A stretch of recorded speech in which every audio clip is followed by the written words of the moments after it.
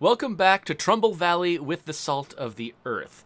I am very, very tired right now. I just couldn't get to sleep last night, so I don't know what kind of host I'm going to be, but that's fine. I think we actually have a pretty chill set of objectives today, mostly.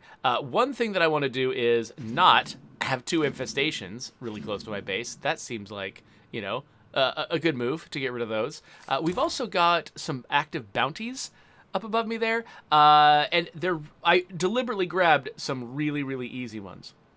So just need to kill 30 zombies with vehicles, 5 plague zombies in close combat, and get 20 more headshots. I could totally do that. So let's start there. Now, if I get really ambitious, we also have some hostiles right near my base. I should probably do something about them. That is a little bit scarier. Aunt who lived somewhere around here who was some kind of survivalist? Oh my gosh, Jaden. Stop trying to find your aunt. Oh, so obnoxious. All right. So we might go after them, but maybe not with this guy. This guy's equipment. I want something that is long range and hits really hard. And he's got something that hits really hard, but he's got to get right up close to people. And I don't know. I feel like that might be a bad move. You want to be able to direct a lot of very intentional power into the body of your adversary when you're fighting hostile humans. Okay, so this Red Talon vehicle is nice and all. Let's refuel it. I should probably repair it if I'm going to be using it to hit zombies, because I imagine, because it took a huge punch to the side from a Juggernaut earlier. I don't know what kind of conditions its doors are in, but if its doors are in bad shape, it could fall apart at a moment's notice. So let's go heal this sucker up. Nope. Repair you. There we go. Oh wait, what is going on here? I'm hearing a lot of zombies. Oh, hello everyone. Oh, yikes. That did not land exactly the way I wanted it to. I got some of them. That's nice. Okay, so these are Plague Zeds. So close combat. You don't actually have to have a close combat weapon as long as you are stealth executing. For something to count as a stealth execution, all it needs is you got to be hitting the Y button from behind the zombie. And I think that being on the ground also counts. Sometimes, under certain circumstances. The plan is right, it's right. Yeah, I normally have a blade. Hello. I think I can just get this bounty right now. There we go. Well, that's taken care of. One objective complete. I already feel accomplished for the day.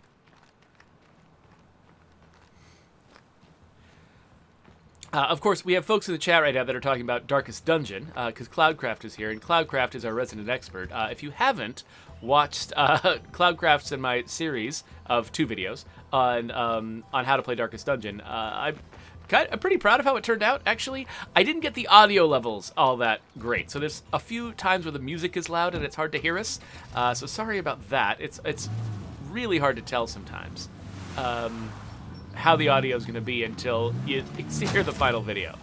And unfortunately, it's not like I record it in a way that allows me to remix the audio after the fact, so you just we end up having to live with whatever we did. Alright, okay, we've got a bloater and a screamer behind me. Let's not have those anymore.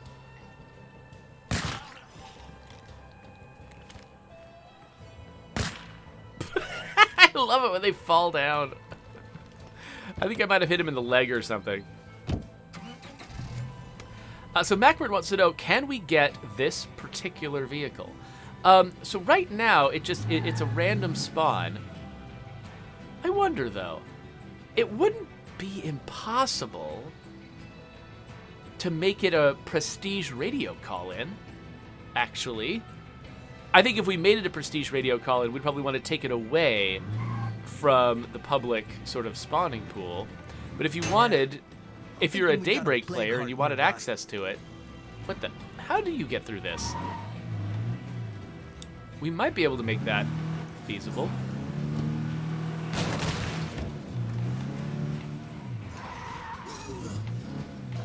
Alright. I still haven't actually shot a zombie in the head that wasn't a freak, so gotta work on that one. Maybe the infestations are a good place to do that.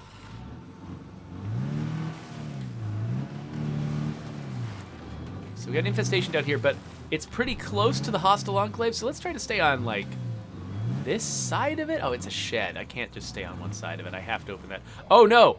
Oh, look at this. Again, for some reason, our infestations like to be outside the sheds. Not sure exactly what that's for, but there we go. I think it is still chalked up to the fact that it's just hard for zombies to spawn inside with the current system. And so I'm hoping that we'll see a lot less of this once Zoe's new spawning changes go in. Oh my gosh! Hello. Oh, there you are. Looks like we got these infestations locked down tight. Not all of them yet. Guess while I'm here. Those are good. Hello to all my neighbors out there. This is Trusty Huerta again, down in Marshall. I've met some of you, but I know more folks are coming to Trumbull Valley every day. I didn't grow up here myself, but I've been around long enough for it to become home. And I'm amazed at how well we've bounced back from some bad times. This valley thrived once, and if I have anything to say, it will again. Sounds like she's pretty committed to helping this town. Good for her. By the way, I love how after you play this game for a certain amount of time, you end up with a little bit of a sixth sense for like how long it takes a zombie to reach you from off camera. So it's like you can hear a zombie or like see a zombie while you're turning the camera, and like you can't see it anymore. You're aiming at another zombie, but you have this vague sense of when the other zombie is going to reach you. Ah, nope, get off. Get off. And you can sort of dodge at the very last second. It makes you, I mean, it doesn't always work. Obviously, I get grabbed from behind a lot in this game. But when it does work, you feel like such an incredible expert. It's pretty fun. Okay, so the other infestation was like over here somewhere, right? Yes. Not going after the plague heart, not yet. Smush. Because I gotta go after these plague hearts with very specific constraints that I honestly am not feeling competent to attain today. I don't think I'm gonna be taking out a plague heart in close combat today. That just doesn't feel like a thing I'm capable of.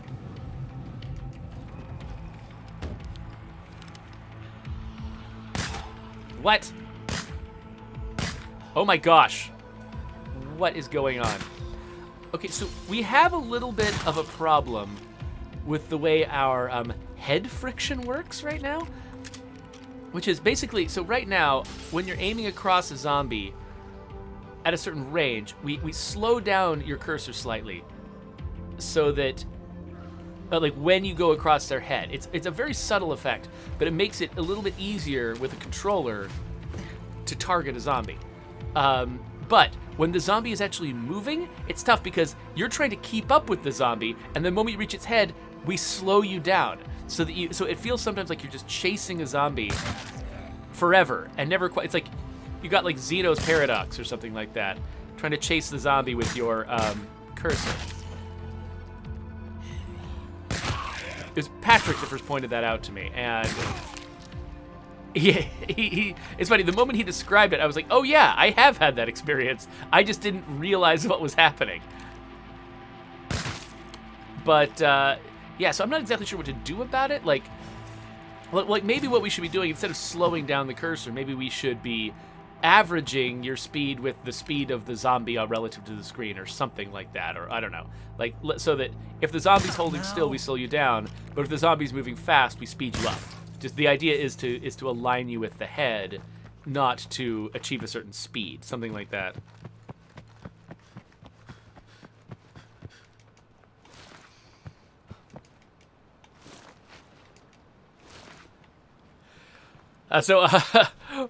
Ruda Triple H just said that, oh, I just saw that bounty. I assume you're talking about the bounty with killing plaguehearts in close combat. Yeah, that's a silly one. It is fearsome footage, which is, it's designed to be kind of our horror-themed bounty pack, so it makes sense to have a absolutely horrific one there. What the heck?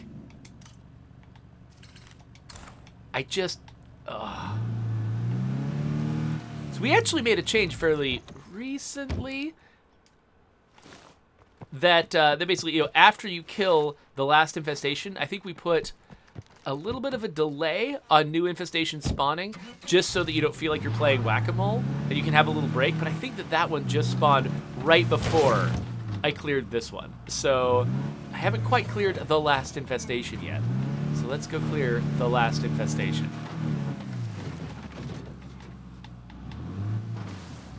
I'm not sure what time I actually started this stream. I don't know how long the video already is.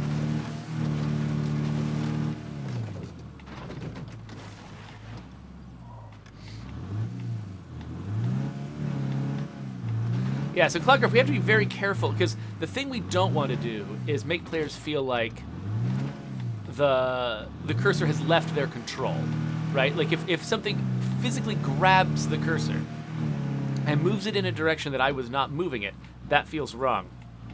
And it feels like I've lost control, and that can be a bad experience, even if it's helping me.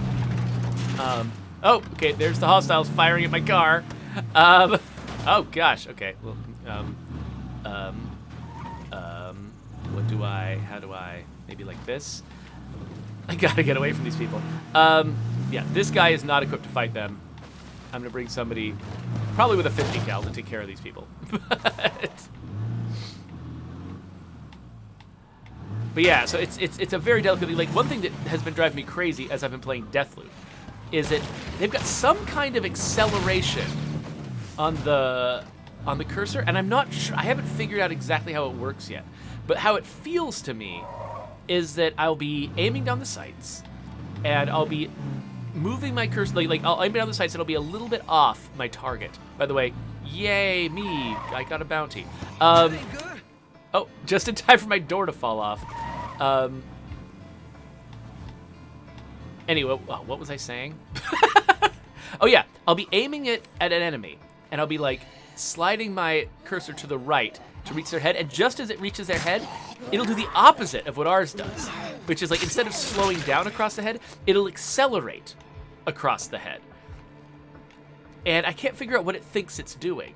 I think that it's probably has nothing to do with the head. I'm betting that it's just, they've got some acceleration, so if you move for a certain amount of time, it starts speeding up to get you where you want to go faster, which, probably sounds like it's helpful, but for me, it just consistently lines up with the moment I actually would have reached my target. I suddenly start accelerating and I overshoot. And it just happens again and again and again and drives me nuts. They do have a lot of very helpful, like, auto-aim, like when you first pull the left trigger to aim at something.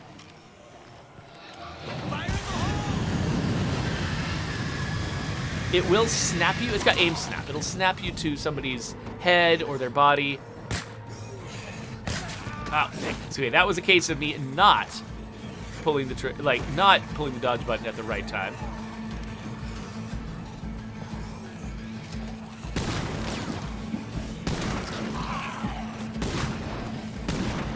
Oh. Yes, how do you get a shotgun blast between the heads of two zombies, not hitting any of them?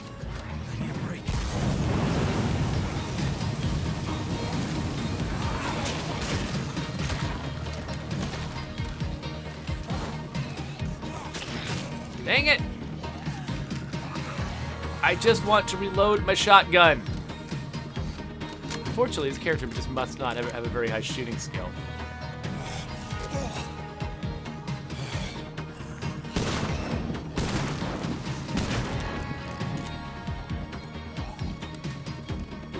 Yay, raw weapon container. Ugh.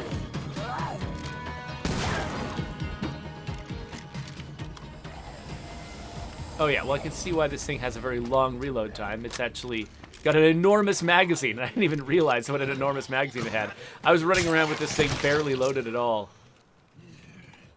I think this is a Kodiak XL, isn't it? Yep. You gotta remember, Kodiak XL. The XL means extra large magazine.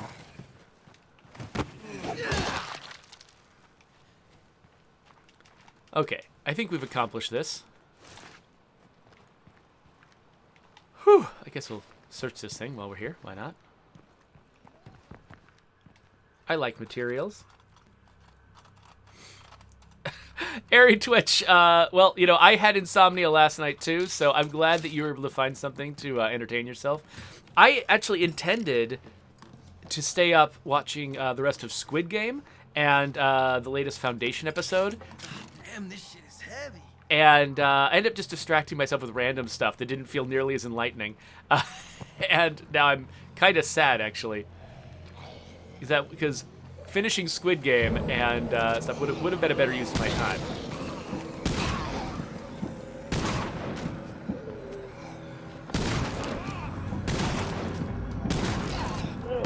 One nice thing about my feeder community is I've got so much ammunition, I really don't mind just sort of randomly using it. Like, most of the time with my other community, I'm really nervous about using too much ammunition, That won't work. even if it's fun. But I've just got so much of it. I kind of don't mind. That was actually one of the things when we were making Lifeline. That was actually one of our priorities, was trying to give players who had been avoiding firearms. Oh man, can't wait till update 27.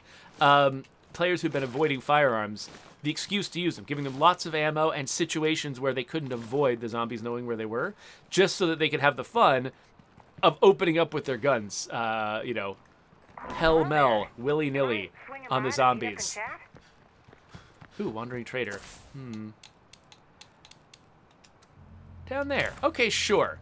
Let's go talk to this Wandering Trader. Actually, we should probably go back to base and see if we've picked up anything that we want to sell. I gotta take a break.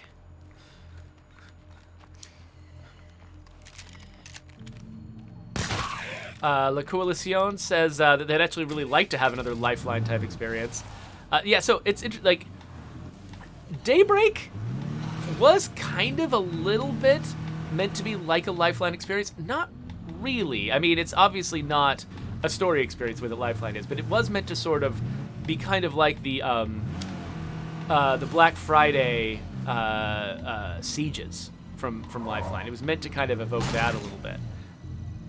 And in fact, the earliest proposal for Daybreak was actually a lot more Lifeline-like. Like it right now, Daybreak is just it's a very tightly focused mode that's just around the waves of zombies.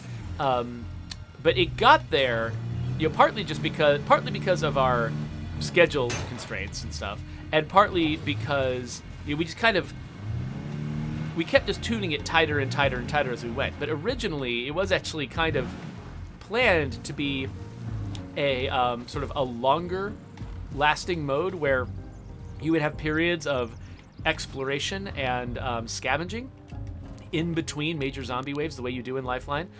It's basically going to be like a multiplayer Lifeline. But I think we're all getting a little too close for comfort. I think that one wasn't, I mean, that was sort of our big idea at the time. I think that was never actually going to work. Like, I don't think we were going to successfully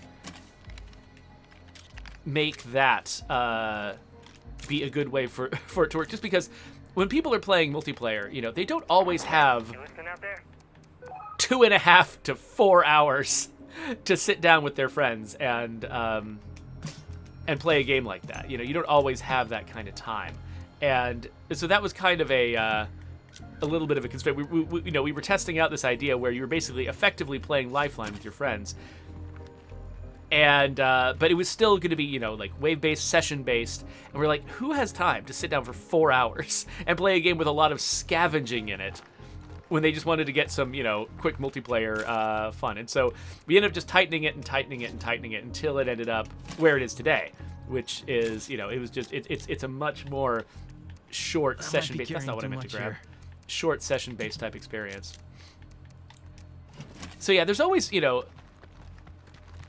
sometimes, some design constraints are arbitrary. Sometimes you just decide, yes, we're making this type of game, and that's why you make that type of game. But sometimes they're kind of discoverable. It's like, you can technically make any kind of game you want, but when I'm just gonna keep a bunch of stuff in here. Yeah, you can technically make any kind of game you want, but there's sort of these discoverable like peaks on the graph where it's like there are certain things that a lot of players want and certain things that very few players want, and you have to find those sort of peaks and valleys and make sure that the thing that you make ends up on a peak. There's a lot of people who want to do this and who are capable of doing this. Oh wait, why am I carrying all this extra random equipment? What I wanted to do was go talk to a trader. So let's not carry a bunch of this or a bunch of that. Instead, let's look at what we want to sell. The funny thing is, like, I should probably sell some of these backpacks, but I just won't. Yeah, a lot of the stuff is stuff that I do kind of want to keep. Even, like, multiple ammo presses, I want to be able to give people ammo presses. So there's not as much stuff to sell in this community as in other communities. We get a lot of espresso. Hey neighbor, it's Tracy Huerta calling from down here in Marshall. Let's just sell all my energy drinks because I don't need a care. hand liberating some of my equipment from a few Zeds. Can you help? Now, in the future, I'll be able to more efficiently keep all those energy drinks in this car because the car will be able to carry twice as many energy drinks as it did before. That's another thing that we've added for update 27. But update 27 is not quite here yet. It's very soon. Not yet. Lacorlicio points out that books are good to sell. Yeah, books are another thing where I'm like, specifically because this is my co-op feeder community, I want to make sure if somebody has a problem, like, oh man, if only I had a gardener, I want to have infinite gardeners in my back pocket. Let's go over here and see if this wandering trader has something I want, or if they're just going to be a source of influence, which is, totally fine. I could just sell stuff to them and not buy anything. That's okay.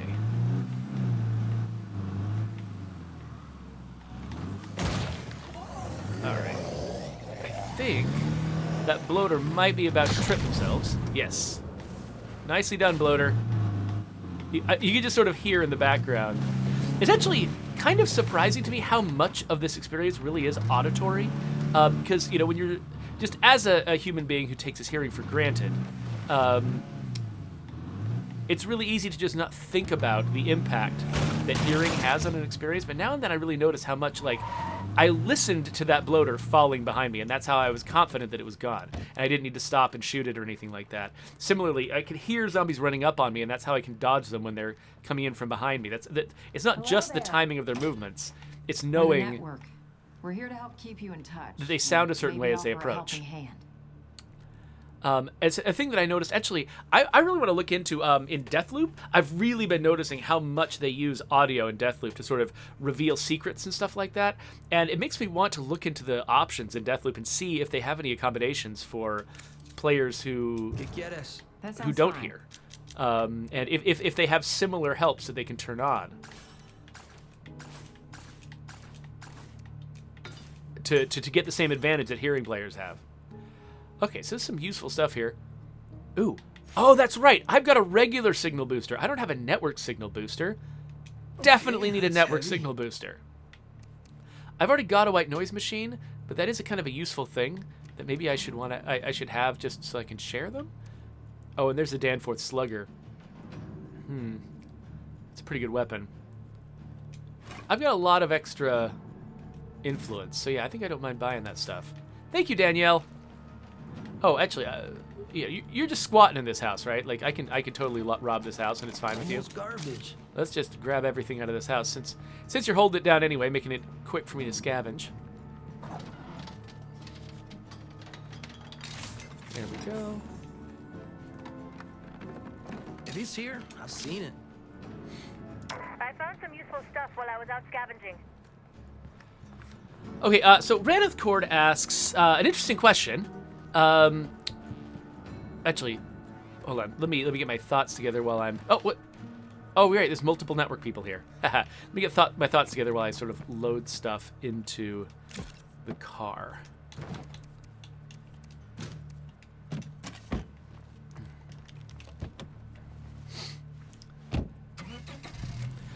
So, Raneth Cord has a question. He asks, if you could fundamentally change State of Decay 2's multiplayer, what might it look like? That is, would you let players share a community, share bases, multiple player communities on the same map? Yeah, so when we were deciding what kind of multiplayer we were going to have, very, sort of, I guess, midway through development on State of Decay 2, it wasn't the very first thing we solved because, there are a lot of technical constraints on what kind of multiplayer you can do that have it can be a difficult decision to make because it has so many ramifications. And so we kind of took our time with that one. But, we ultimately landed on the multiplayer mode we did because it seemed the least risky. State of Decay 2 as a multiplayer game was kind of an unknown quantity. And we wanted to make sure it was accessible to as many players as possible. And so we wanted to make a version that, supported people, playing with random folks because we didn't know, how well if a given person was likely to have other friends who played State of Decay 2. We wanted to make sure you could get kind of semi-safely into a game with random folks, which, that was our ambition anyway. I realized that there are modders out there who make that kind of not that true. But at the time, our goal was to make it so, number one, it was fairly safe to get into multiplayer with someone without a lot of, potential loss. And then we also wanted to make sure that the multiplayer would still work even if we had to stop supporting the game. If we had multiplayer that absolutely depended on the game being server-backed, and then we had to, shut down the servers, that could mess up the game for a lot of people. So we wanted a version of multiplayer that players could enjoy, even if we had to, stop supporting the game after a while. They could still play multiplayer as long as, Xbox Live still existed, which, that's likely to last a lot longer than our support of the game, kind of no matter what. And so in that context, the kind of multiplayer we chose kind of makes sense. The people who come in, you don't have to trust them all that much. You've got a lot of control over your own community, and there's limits to what an outsider can do to cause you harm. And because it's not server-backed, even if we had to stop supporting the game and if the game, became no longer financially feasible for us to keep supporting, particularly with something as expensive as servers, the game doesn't just go away for you. You're not just sort of waiting for the day when we pull the plug and then half the game disappears. So in that sense, the multiplayer mode that we chose, was it was successful. We achieved our goals with it. But there's an experience that we missed out on, which is players who do have groups of friends they trust, who they play with all the time. Those players don't have one version of the experience that I think a lot of them are looking for. Let's switch to Sydney, which is the version where you and your friends play together all the time. You share a community together, and you feel like you're sort of living in the apocalypse together. And actually, there were several really fervent advocates for that kind of multiplayer on the team. I feel like, if you're a player out there who wants that, you definitely had folks like, Lewis Moore and Matthew Bozarth in particular, both of whom you've met on the State of Decay 2 stream. They were both staunch advocates for the kind of multiplayer that you are looking for. And so I should give them some credit for really accurately anticipating what you wanted and doing their best to persuade us to provide it for you. We ended up not making that choice, but now, in retrospect, seeing how a lot of players want to play, I wish we had been able to provide that. And so that is something we thought about. Would it be possible for us to add a new multiplayer mode or alter the way that multiplayer works? We wouldn't want to destroy the way it currently works. I think that would probably be, because there are lots of people who've gotten really used to the way that multiplayer works, and I think still having this sort of light touch version of multiplayer where clients from the outside have a limited ability to damage things inside your game, I think that's still valuable. I think I wouldn't want to remove that. But, if we could add another option, that would really be great. The problem is it's really dangerous to make a change that huge. I mean, the way that multiplayer works is a fundamental assumption of so many parts of the game. changing it at this point, like we have investigated that, and changing it at this point would be potentially a very destructive act. It's got a lot of potential to cause serious problems. That's a lot of stuff. And make the game incredibly, unstable, unpredictable. It could be very unpredictable what bugs we could introduce into multiplayer if we did something like that. So, we've thought about it.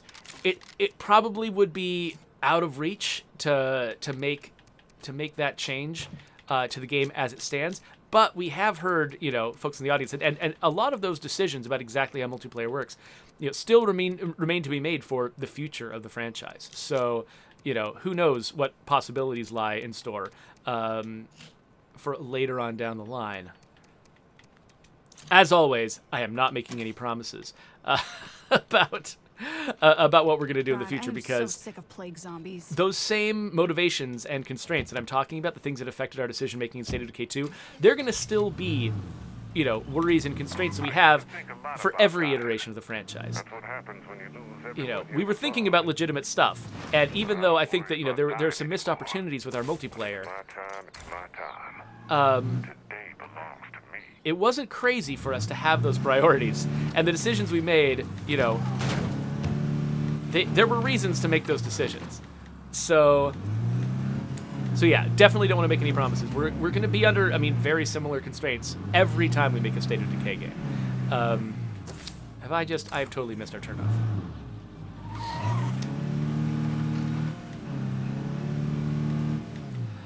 Oh, so Raneth Gord says that when he was asking the question, he wasn't really talking about what's practically feasible. He's saying if I could wave a magic wand, what would I do? Well, if I could wave a magic wand, then yeah, I think... well, okay.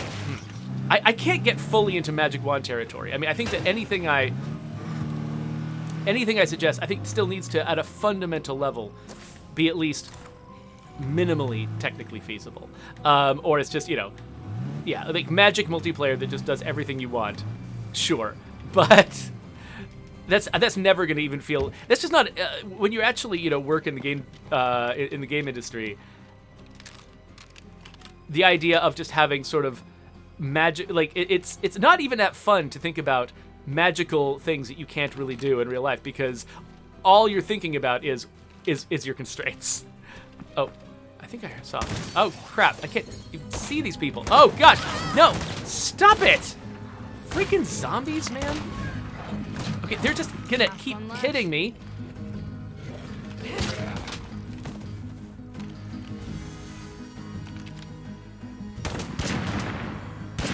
Okay, I'm kind of hurting. Okay, I did not bring enough. Okay, let's get out of here. I did not bring enough heals for this. Wow. I took one of them out.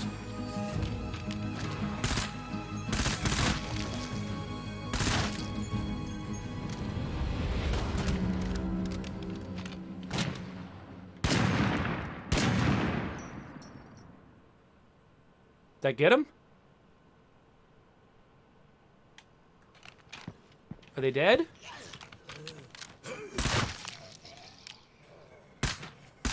I should reload. I think I got him. That first one took 2 shots to kill. But yeah, okay. We did it. We killed the hostiles. Okay, okay, yes, here we are. Here are their coffin icons. I was really nervous there because I know that first one took 2 shots from the 50 to take down. Whew. Anyway. But yeah, so I think that the version of multiplayer that I'm most interested in someday seeing is the ability for players to play together inside the same community. The idea of players having sort of competing communities on the same map, I can see why some people want that, but that does feel... I don't know. There's a lot the machine would have to be managing at that point. And it also means that basically all of you would have to be basically playing separate games. Like each of you would have all these completely separate concerns while you're playing together. And, oh, was that... Wait, that looked like a converted human. you would all have these different constraints, different worries, and your motivations would diverge so much that it feels a little bit like, I don't know, they would lose a lot while we were also, gaining something. Like, we'd lose a lot of that sense of sort of camaraderie, being on the same side. Like, right now, we bring in a client, and they might have a few personal motivations, things they want to bring back to their community, but all the things that are going on for one community, and it keeps it nice, simple, and focused. So I probably would not want to necessarily have everybody has a competing community in the same space, and they're all just sort of playing separately, but they happen to be in the same world. That's less compelling to me than the idea of having everyone share a community, and maybe trying to, one thing that I would love to do, that State of Decay 2 does not really support yet, or probably never, is different characters having different sort of competing motivations with each other within the same community. We had a lot of thoughts about that early on in State of Decay 2, the idea that you'd have to sort of, like, the standing system actually was intended to do a lot of this stuff, was having different characters with different motivations. One character has to win out over another character when it comes to the decisions that the group makes. And that would be a really interesting dynamic, potentially, if you were playing different characters in the same community, having different players, almost like with, like, say, Dead of Winter, having different competing motivations with oh gosh, what the heck? Having different competing motivations with each other. And needing to sort of work out their differences. That seems like a really interesting, accurate to the genre type experience that people would want to have. So I think that's the way I would want to approach it if I could just do whatever I could. But I think that would take, making that really compelling, I think would take a lot more than just, let's pour a bunch of players together into the same community. Like, we would want to think about how communities are constructed, how characters are constructed, in such a way that, so many light crossbows.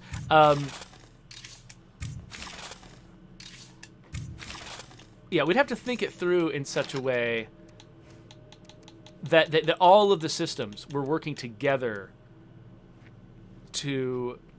Okay, repairs the Y button. That's also going to change, by the way.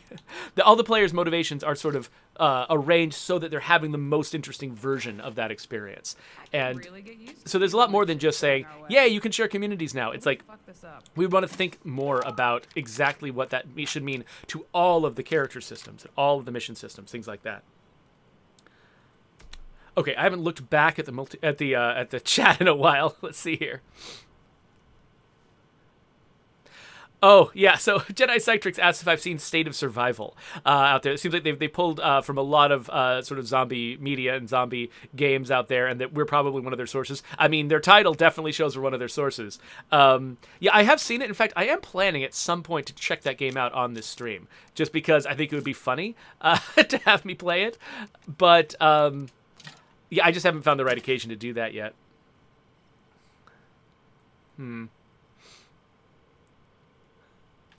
So, La Coalición says, no, please no, when it comes to the idea of there being sort of competing motivations between characters. Like, I've had this community for 200 days, they're all still fighting with each other. The thing is, I think what I would be going for there isn't just more fighting between community members. I should go back to the bounty broker. I'm not just saying that the community members should fight more, especially in this sort of passive way that you feel like you have no control over. I think that's what's frustrating about the, community members fighting experience in our game. I don't think it's just the idea of them fighting at all that's the problem. I think the problem is the fact that you don't have any control over it. It's not interesting. There's not an interesting story being told about it.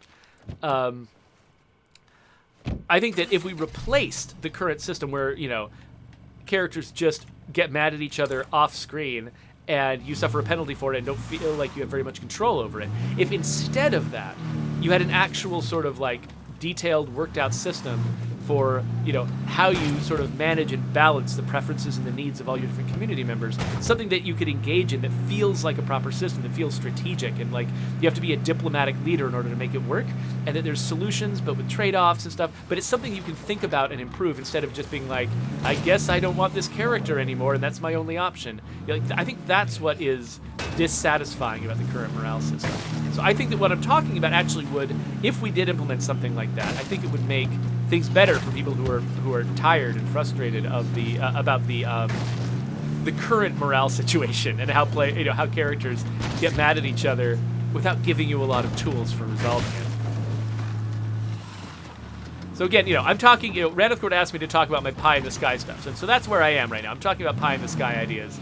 I'm not really talking about stuff that I consider necessarily extremely feasible to do right now. I just want to make sure I'm really clear about that because, again, the last thing I need is a bunch of videos saying, I don't know, new version of multiplayer confirmed or something like that. Like, no.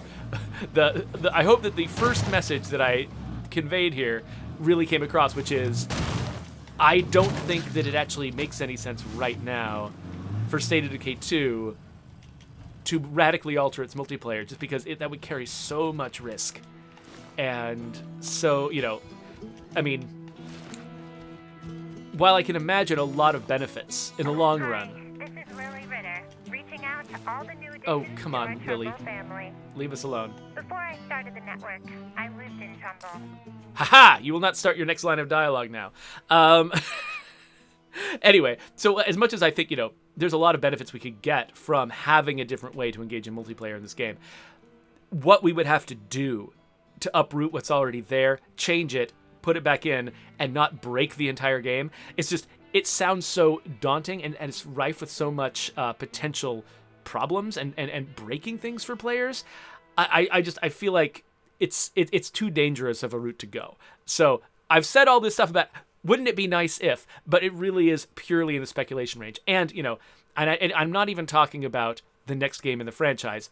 Yeah, I can't make you, for one thing, I'm not on that team. So so I can't make you any specific promises about what's going on over there because I literally don't know. As long as I'm around, that valley will always have someone there to watch out for you. And they're still in early pre-production, And that so... someone is my good friend, Raimundo Santos. Okay, I want Lily to be quiet again. Yeah, so, and they're still in I wouldn't say it's early pre-production. They're still in pre-production. There's a lot of room for things to change. Even if I were to know something about early plans, I would not want to act like any of them are nailed down right now. So I definitely can't make you any promises about, what State of Decay, the next game in the franchise, would offer. I can never answer that. Oh, hey, Airy Twitch is reminding me that I forgot to acknowledge this. I did notice this, but I was in the middle of another thought. And I thought, I'll get to this in a second. I did just get raided by a bunch of people, so thank you for showing up on my channel. Sorry I didn't acknowledge you when you arrived. I think I was just in the middle of a thought, and I wanted to make sure I got it out first, and I forgot to ever come back to it. So let me run over the chat here and just make sure I haven't missed anything super critical here. Yeah, so Raneth Cord is saying, the control people have over, Discord in their community right now is just raise morale higher and exile people with traits to make them fight more often. And yeah, and luckily, I think that, the changes we made recently where we outlined exactly what you need to do in the traits in order to make a person not fight, I think that probably helped, and it pushed it more onto the raise morale higher side of the scale, which I think was important because, the player definitely, it's more satisfying to control for fighting by messing with morale, because that's like a positive thing you can accomplish rather than exiling people, because that almost feels like giving up and people feel bad about it, even when they're doing it and they're doing it strategically. And so I think I think that we're making a step in a good direction by pushing it more towards letting you manage it by managing your morale and investing in your morale. It still could be a lot more interesting and a lot better. La Coalition says, with enough editing, we can make you say just about anything. Yeah, so I'm relying on the honesty of this community to not do anything like that to me. Oh, yeah, Ken in the North is talking about how relationships between community members would be potentially awesome. Yeah, I agree. And that's, so something like that, like another sort of subtle layer added to the characters, that's the kind of thing that might actually be feasible at some point, if it lines up right with our priorities. That is way less destructive. The idea of sort of giving people relationships or having there be, connections between characters. It sounds like a pretty big, daunting feature. It might, if we decided to implement something like that, it would probably take us a while. But it's less daunting than changing multiplayer fundamentally, because, adding a new layer like a relationship system, the main risk of that, aside from just, of course, resources and opportunity cost, the main risk of that is the fact that adding any new elements to our game potentially makes the game more complex for new players and could make the game sort of more daunting and give like sort of a higher threshold for understanding the game well enough to enjoy it. It would be really fun, I think, for existing experienced players to play, but we would have to be very careful at how we introduce it to brand new players. That said, because our tutorial characters all have implied relationships, it probably would be one of the better new systems to add, just because it would probably sort of support an idea that players coming into the game probably already have. They probably already imagine we do have a relationship system because we depict characters as having relationships at the very beginning. So among new systems to add, that would probably be one of the safer ones because players are already expecting it to a great degree. But that would be, one of the costs of that, compared to, say, something like changing multiplayer, which there is already a system in place that works a certain way and all the other systems expect it to work a certain way. Changing that has potentially, like, massive ramifications. And, like, I remember when, there was sort of a little bit of a kerfluffle with the original State of Decay because... Jeff Straight at one point hinted that, we could patch in a co-op mode to State of Decay 1. And, he just was sort of like thinking, maybe that would be possible offhand. And, the programmers were like, no, we can't. because, changing something like that is fundamental that every part of the game assumes works a certain way is about the most risky thing that you can do. So it can be pretty rough.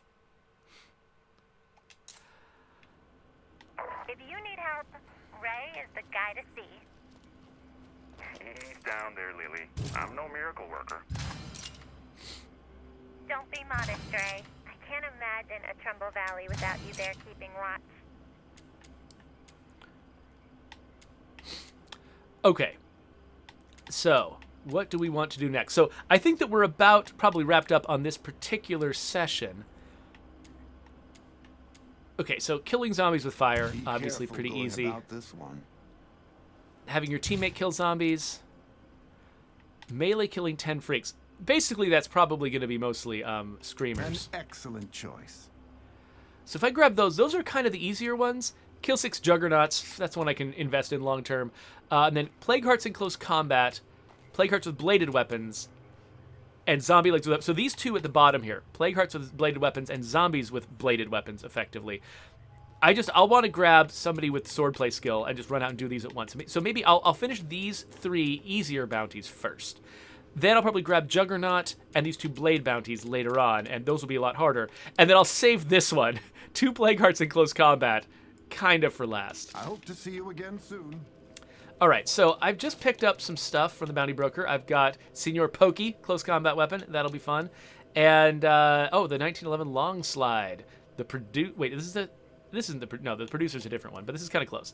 Anyway, 1911 long slide. Got some good stuff. I think the 1911 long slide was a Terminator reference, I believe. All of the weapons in Fearsome Footage are like movie references. They have some relationship to some kind of movie. Some of them are horror movies. Actually, some of them might be TV shows. But the idea is they're all sort of media inspired. So Gior said, what happened to the take characters for a walk to let them blow off steam mechanic? We do actually still have something like that. I mean, when characters get frustrated, when their low morale gets so bad that they're... Oh, wait a minute. I'm headed towards my wandering trader, not home. Let's head towards home. When the morale gets bad enough that they actually get frustrated, which doesn't happen that often, they often will spawn a mission that you can take them on that will resolve their frustration. So that's still in the game. It just pops up a lot less often. So you don't see it that much. If you're keeping even like minimal morale going in your community, then you are going to be avoiding a lot of those missions, rather than them being sort of the most common thing in the world, which is kind of what they were in the original State of Decay. Let's drop this stuff off. And yeah, I think I think we're probably good for this session. I've been playing I've been streaming for nearly an hour. I actually got started a little bit late, so this video isn't going to be an hour long. But I think we've accomplished a lot of stuff we meant to accomplish. We no longer have any infestations on the map. We no longer have some hostile neighbors over here. We managed not to lose any characters while we were dealing with all of that, which is kind of a surprise, actually. So next session, I've just picked up these new active bounties, so I could just try to focus more on those again, just try to plow through fearsome footage as fast as I can. And that would include taking out some of these nearby play cards. So maybe that's the direction we want to go. I don't know. I guess I'll have to decide tomorrow when we get around to that session. Let me just take one last look at the chat real quick and make sure that I'm not missing anything super prominent here.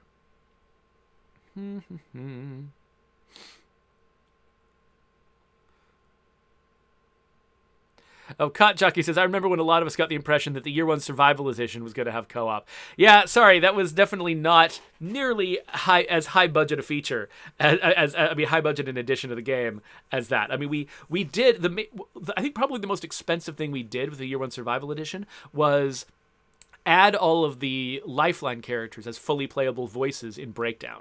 That cost quite a bit. That was a pretty serious investment. And hats off to Jeff Strain for the fact that he volunteered to do that. Because back then, we were not owned by Microsoft. Every bit of budget we spent on the game was, our money as a smaller independent studio. And his decision to do that, because he was like, well, is this going to be the best experience for players? To be able to play their Lifeline characters in Breakdown and have them be full-featured voices?